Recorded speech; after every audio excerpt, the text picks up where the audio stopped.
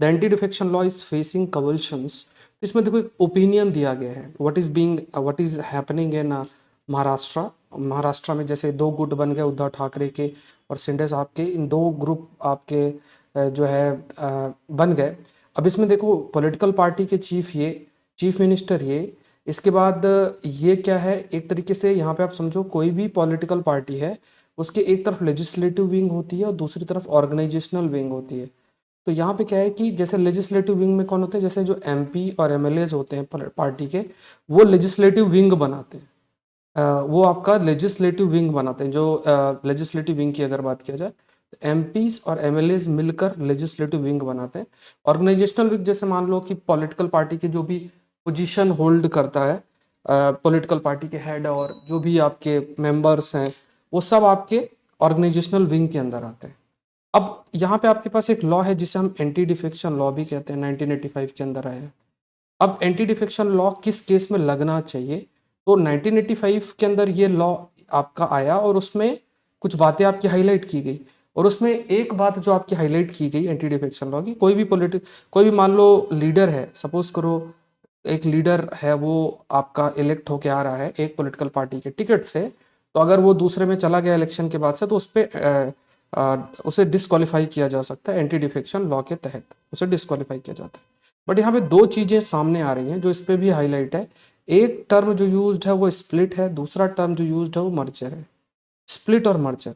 तो पहले एक पैराग्राफ था जिसमें ये था कि अगर मान लो एक तरीके से 100 है, कोई 100 मेंबर्स हैं आपके, और उसमें से 1/3 आपके स्प्लिट हो जाएं, मतलब लेजिस्लेटिव विंग की बात हो रही है, तो मान लो 100 एमएलएज हैं पार्टी के और 1/3 स्प्लिट हो जाएं, तो वो जाके मर्ज हो, वो दूसरे पार्टी में जा सकते हैं, उनमें एंटी डिफेक्शन लॉ लागू नहीं होगा। तो इस क्लॉज को खत्म किया गया। उसके बाद एक दूसरा चीज जो ऐड की गई वो है मर्जर। इस पर इन्होंने चर्चा की। मर्जर में जो किया गया, क्लॉज चेंज करके 2/3 कर दिया गया। 2/3 मतलब अगर पहले जो 1/3 था जो कि स्प्लिट से रिलेटेड था, अब यहाँ पे 2/3 है। बट 2/3 में भी जो डिसीजन होना चाहिए वो पॉलिटिकल पार्टी का होना चाहिए। पॉलिटिकल पार्टी का मतलब यहाँ पे, जैसे मान लो यहाँ पे ऑर्गेनाइजेशनल पॉलिटिकल पार्टी एक ऑर्गेनाइजेशनल विंग का हेड क्या है उसका डिसीजन होना चाहिए, ना कि लेजिस्लेटिव विंग में 2/3 जो है वो आपके डिसाइड कर लें और दूसरे पॉलिटिकल पार्टी से मर्ज हो जाए या अलग हो जाए। अगर ऐसा होता है तो उस पर एंटी डिफेक्शन लॉ लगना चाहिए। ऐसा जो आपके आप कह सकते हैं जो ऑथर हैं, जो कि पहले फॉर्मल सेक्रेटरी जनरल भी लोकसभा के रहे हैं, उनका ये मानना है।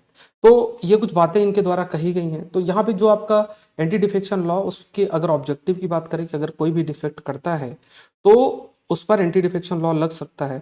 इट मीन्स कोई इलेक्ट होकर आके दूसरे पॉलिटिकल पार्टी में जाता है तो उस पर एंटी डिफेक्शन लॉ लग सकता है। दूसरा एम ये भी बनता है कि एंटी डिफेक्शन लॉ के माध्यम से ये भी इंश्योर करना कि पॉलिटिकल पार्टी बहुत सारा इंस्टेबिलिटी फेस ना करे, हॉर्स ट्रेडिंग ना हो, जो एमएलएज एमपीज की खरीद फरोख्त है वो ना हो, कि कोई भी एमएलएज या एमपीज है उन्हें पे करके और फिर अपने पार्टी में शामिल कर दिया जाए। इससे पॉलिटिकल पार्टी के अंदर भी इंस्टेबिलिटी आती है, सरकार में भी इंस्टेबिलिटी आती है। तो ये दो चीज़ें, एक मेजर ऑब्जेक्टिव था एंटी डिफेक्शन लॉ जो कि 10th शेड्यूल के अंदर इंक्लूड किया गया था। जब हम स्प्लिट की बात करते हैं तो स्प्लिट का जैसा भी हमने डिस्कस किया कि पहले ये पॉइंट था, और यहाँ पे स्प्लिट का जो एक क्लॉज आपका था, फॉर एग्जांपल 1/3 वाला जो क्लॉज आपका एग्जिस्ट करता है। So if there was no split in the original political party and 1/3 of the list only moved out, all of them would be liable to be disqualified. तो यहाँ पे क्या है कि यहाँ पे ये एक ओपिनियन दिया जा रहा है। सो यहाँ पे क्या है कि अगर स्प्लिट होता है पॉलिटिकल पार्टीज के बीच में और लेजिस्लेटर्स जो है they are deciding it, so it can not be used as a defence against disqualification. अब देखो ये एक ओपिनियन है, अगर इसके काउंटर ओपिनियन दिया जाए तो दूसरे जो एक्सपर्ट्स होंगे संवैधानिक वो इसका काउंटर ओपिनियन दे सकते हैं। ये एक ओपिनियन है। सो कोई भी पॉलिटिकल पार्टी अगर स्प्लिट है, उन्हें कि 1/3 जो है वो स्प्लिट हो रहे हैं इसलिए उन्हें प्रोटेक्शन मिलेगा, तो ये अभी प्रोटेक्शन एग्जिस्ट नहीं करता, बिकॉज 1/3 से 2/3 इंक्रीज किया गया और वो स्प्लिट से रिलेटेड नहीं, it is basically linked with the merger of the political parties. तो अगर मर्ज होती है तभी डिस्क्वालिफिकेशन से एग्जम्पशन मिल सकता है, बिकॉज स्प्लिट वाला जो क्लॉज है उसको हटा के अब मर्जर वाला एस्पेक्ट ऐड ऑन किया गया। बट यहाँ भी जो मर्जिंग का डिसीजन है that has to be done by the political party. जो ओरिजिनल पॉलिटिकल पार्टीज हैं they have to decide whether जो है मर्ज होना चाहिए कि नहीं मर्ज होना चाहिए। यहाँ पे जो ऑथर है या जो आपके एक्सपर्ट्स हैं उनका ये कहना है, इट्स नॉट लाइक कि जो लेजिस्लेटर्स हैं दे शुड डिसाइड कि हमें मर्ज करना है कि नहीं करना। That decision has to be taken by the political party, because वो सब पॉलिटिकल पार्टी के नाम पे इलेक्ट होकर आए हैं। तो अगर पॉलिटिकल पार्टी के नाम पे इलेक्ट हो गए और होकर आए तो ऐसी स्थिति में अगर वो खुद से डिसाइड कर लें कि हमें अलग होना है, सो वो आपका उसमें प्रोटेक्शन या एग्जम्पशन नहीं प्रोवाइड किया जा सकता, ये आपका हाईलाइट किया गया। सो जो मर्जर है पॉलिटिकल पार्टीज का provide the basis for claiming protection from disqualification under, and it contains another section, namely the merger will be deemed to have occurred only if 2/3 of the legislature agree to such mergers. That exempting defecting legislator from disqualification merger is taken into account only if 2/3 of the legislature have agreed to it. तो यहाँ पे ये चीज भी आपका highlight किया गया है कि एक पहला चीज कि the decision can be taken by the political party at the same point of time, 2/3 जो आपके लेजिस्लेटर है दे ऑल्सो शुड एग्री। ऐसा नहीं होना चाहिए कि कुछ ही लेजिस्लेटर है they decide and they state कि 2/3 जो है हम साथ हैं और हम अलग हो जाते हैं। तो यहाँ पे दोनों चीज़ों का देखना आपका जरूरी है। दूसरा ये भी कहा गया है कि देखो ये भी आपका हाईलाइट किया गया कि जो विप जारी किया जाता है वो विप जारी किया जाता है।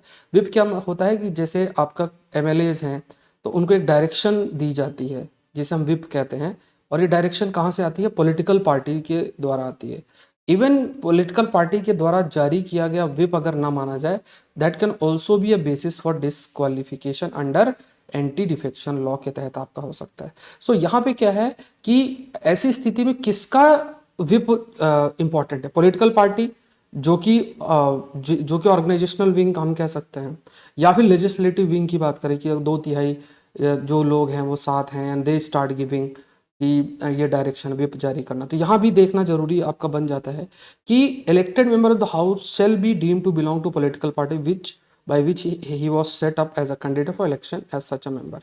तो यहाँ पे विप भी वैलिड किसकी होगी? पॉलिटिकल पार्टी की विप वैलिड होगी जिसके बेसिस पर या जिसकी टिकट पर जो है वो जीत कर आए हैं and they are sitting as an MLA और एन एमपी, एमएलए एमपी के रूप में वो बैठे हुए हैं।